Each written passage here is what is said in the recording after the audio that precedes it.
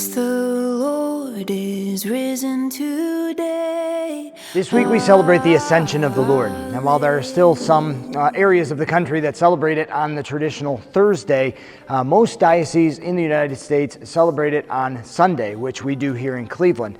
And from our accounts of the Ascension, we hear that Jesus is taken up from them, from the rock before the disciples, and it's this it's a unique event. Obviously, Jesus is taken up on the clouds, like is described the Son of Man in the book of Daniel. But the disciples are gathered there, and it's both an opportunity for redemption of the past, a deepening of their formation of the now, and hope in the future. So once before they had an opportunity to deepen their faith in the Lord and trust in Him when He went from them in His passion and death. And what happened? They scattered so far, from Him, especially in their hearts. And certainly there was that moment of reconciliation in the upper room, and this time of formation in those 40 days between the resurrection and the ascension itself. But now they've come to this place where they remain there. They remain in that place, and while there may not be, inherent danger or, imminent danger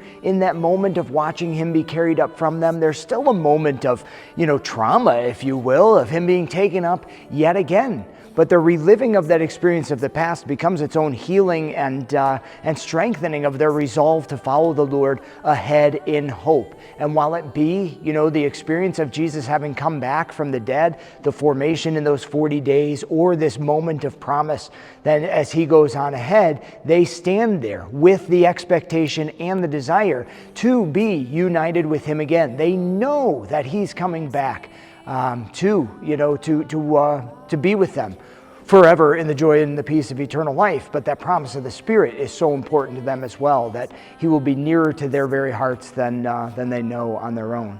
And along the way, it forms them in this pattern, from the passion and death and resurrection through, His going on ahead again and their own sorrow. It forms them in this pattern of living in hope, even when, there's difficulty, even when the seeming blessings come to an end, or a delightful time is over. They come to a real hope and expectation that there will be another, that it will return, that it will be fulfilled ultimately in the coming of Jesus. So the Ascension is really this, essential in-between event in the lives of the disciples, but also for us to connect to as well, recognizing the glory that has already been revealed and won in Jesus Himself, already attained in Jesus Himself, and that which is promised, and that in which we participate in the hope, the desire and expectation we have for going ahead with Jesus where He has gone on before.